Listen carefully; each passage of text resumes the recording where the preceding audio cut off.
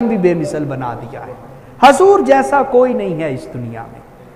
بھائی حضور براق پہ سفر کر رہے، اتنی تیز سواری ہے اور آنکھوں کی طاقت کتنی ہے کہ سفر کرتے ہوئے بتا دیا کہ یہ حضرت موسیٰ کی قبر ہے، اور یہ بھی بتا دیا کہ موسیٰ قبر میں کھڑے ہو کے رب کی نماز ادا کر رہے ہیں۔ اس سے ایک یہ بھی عقیدہ ثابت ہوا، وہ لوگ جو کہتے ہیں کہ معاذ اللہ نبی مر کے مٹی ہو چکے، نبی قبر میں جاتے ہیں تو ان کا جسم سلامت نہیں رہتا، معاذ اللہ وہ تو مٹی میں مٹی ہو جاتا ہے۔ حضور کی یہ حدیث بتا رہی ہے، صحاح ستہ کی حدیث، صحیح مسلم کی حدیث بتا رہی ہے کہ اللہ کے نبی معاذ اللہ مر کے مٹی نہیں ہوتے،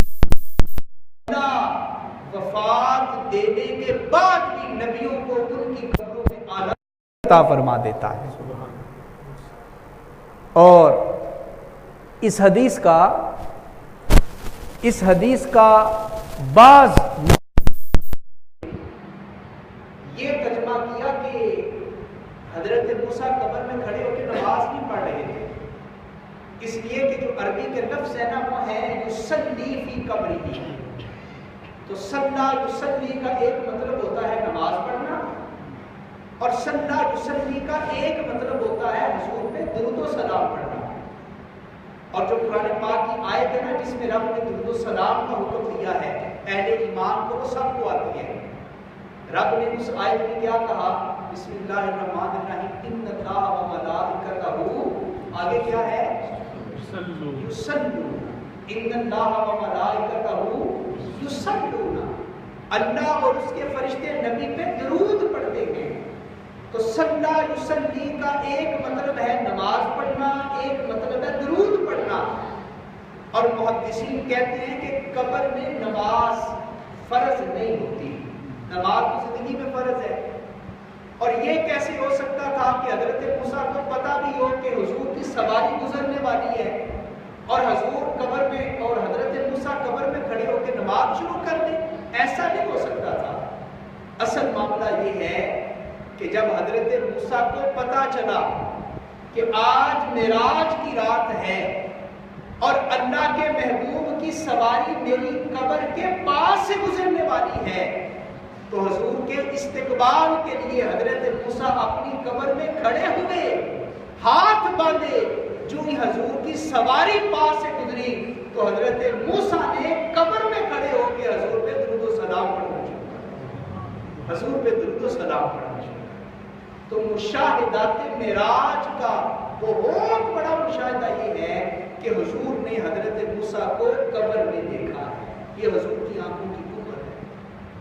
اسی طرح معراج کی رات حضور نے، میں نے عرض کیا کہ حضور نے بڑے مشاہدات کیے حضور نے۔ اس میں سے ایک مشاہدہ یہ بھی تھا، حضور کہتے ہیں کہ میں جب معراج میں گیا تو مجھے 2 پیالے پیش کیے گئے، ایک پیالہ دودھ کا تھا اور دوسرا پیالہ شراب طہور کا تھا۔ جبریل نے مجھے 2 پیالے پیش کیے، حضور یہ 2 پیالے ہیں، آپ جس کو چاہیں پسند فرما لیں۔ اور یاد رکھیں حضور کو یہ جو معراج کا سفر ہوا ہے یہ ہوا ہے مکی زندگی میں، اور شراب حرام ہوئی ہے مدنی زندگی میں، جب حضور ہجرت کر کے مدینے چلے گئے ہیں۔ جب حضور معراج پہ گئے ہیں اس وقت شراب حرام نہیں تھی۔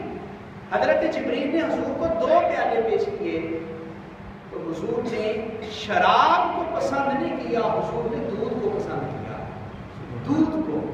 حالانکہ اگرچہ شراب حرام تو بعد میں حرام ہوئی ہے۔ اس سے حضور کے علم کا اندازہ لگائیں کہ جس چیز کو رب نے بعد میں حرام کرنا تھا وہ چیز علم نبوت میں پہلے ہی آ چکی ہے۔ بھائی شراب بعد میں حرام ہوئی ہے لیکن حضور نے شراب کو ہاتھ بھی نہیں لگایا، حضور نے دودھ کو پسند کیا، دودھ کو۔ اور جب شراب حرام ہو گئی تو پھر صحابہ کہتے ہیں کہ جب تک شراب حرام نہیں نہ ہوئی تھی تو لوگ پانی سے زیادہ شراب کا استعمال کرتے تھے، لیکن جب رب نے قرآن میں حکم دے دیا کہ شراب حرام ہے، یہ شیطانی کام ہے، اس سے بچو، تو پھر صحابہ کہتے ہیں کہ مدینے کی گلیوں میں لوگوں نے اس طرح شراب کے برتن بہا دیے، گویا مدینے کی گلیوں میں شراب کا سیلاب آ گیا۔ اس قدر پھر صحابہ نے شراب کو ضائع کر دیا، اور شراب جب حرام ہو گئی تو پھر یہ کتنی سخت برائی ہے، کتنی سخت برائی ہے۔ شریعت کہتی ہے کہ جو بندہ شراب پی لے اور جرم اس کا ثابت ہو جائے تو اس کو 80 کروڑ کی سزا دی جائے، 80 کروڑ۔ لیکن افسوس آج مسلمانوں نے اس چیز کی حرمت کو سمجھا نہیں ہے۔ عام لوگ ہیں نا، عام لوگ ان کے گھر میں جائیں تو وہ اپنے مہمان کو تواضع کے لیے بوتل پیش کر دیں گے، چائے پیش کر دیں گے، شادی بیاہ پہ، خوشی کے موقع پہ۔ لیکن اللہ تعالیٰ معاف کرے، کچھ لوگ ایسے بھی ہیں کہ جن کو دولت پتہ نہیں کہاں سے آ گئی، ان کو پتہ ہی نہیں کہ ہمارے پاس دولت کہاں سے آ گئی اور کتنی دولت ہے ہمارے پاس۔ اور اللہ تعالیٰ معاف کرے، جب وہ خوش ہوتے ہیں اور اپنے دوستوں کو بلاتے ہیں تو پھر وہ اپنے دوستوں کو مسلمان ہیں لیکن شراب کے جام پیش کرتے ہیں، شراب۔ اور شادی بیاہ کے موقع پہ تو اب یہ رواج ہی پڑ چکا ہے، فیشن ہو چکا ہے، اور لوگوں نے اس کی حرمت کو سمجھا نہیں۔ یاد رکھیں، حضرت علی شیر خدا سے کسی نے پوچھا کہ شراب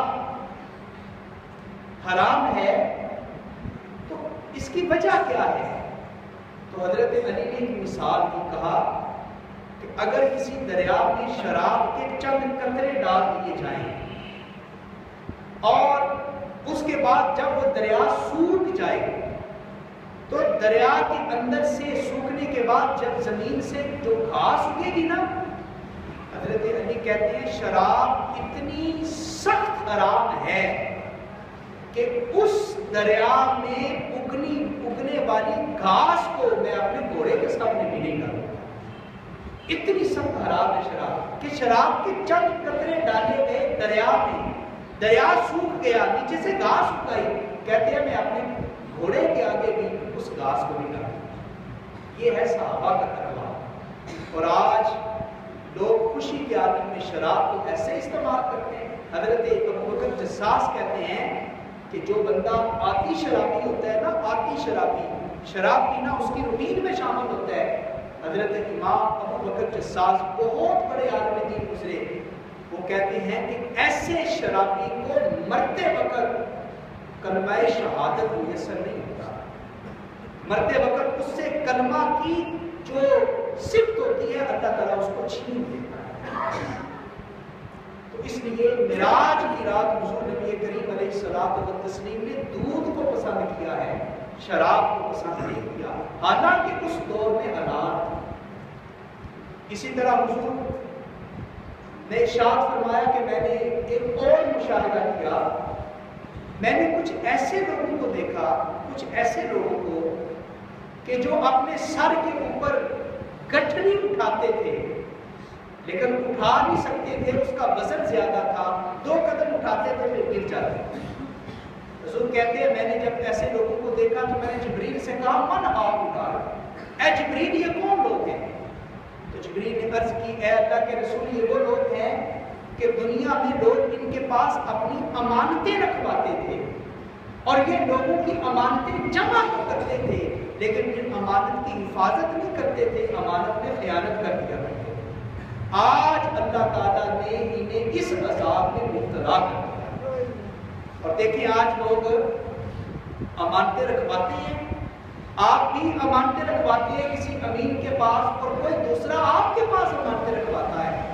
امانت جیسی بھی ہو، حضور نے فرمایا مومن کی صفت یہ ہے کہ وہ کبھی امانت میں خیانت نہیں کیا کرتا۔ اب امانت پیسے کی بھی ہو سکتی ہے، امانت سونے کی بھی ہو سکتی ہے اور امانت مشورے کی بھی ہو سکتی ہے۔ امانت کسی کا راز، کسی کا بیت، یہ بھی امانت ہے۔ حضور نے فرمایا کہ جب کوئی بندہ تم سے مشورہ کرتا ہے نا تو اس کا مشورہ دوسرے لوگوں کو نہ بیان کیا کرو، اس لیے کہ مشورہ امانت ہے. مشورہ کیا ہے؟